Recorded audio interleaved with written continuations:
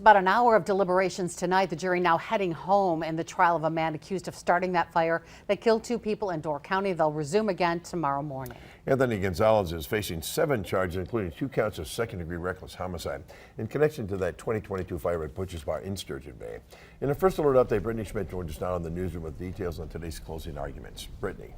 Bill and Cami, Gonzalez chose not to testify in his own defense today. However, the judge did allow Gonzalez to pull a random name out of an envelope to dismiss an alternate juror. So the remaining 12 will eventually render a verdict. As Cami mentioned, they did head home for the night after 6 days of testimony. During closing arguments today, both sides made their motives clear. The defense argues the investigation was incomplete, leading to more questions than answers, especially in the realm of building codes.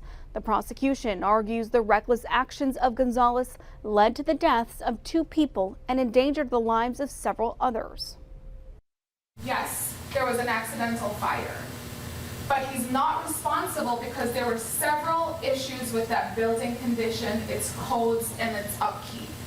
And there was a lot of complacency. The smoke caused by the fire made it very difficult to get out of the building.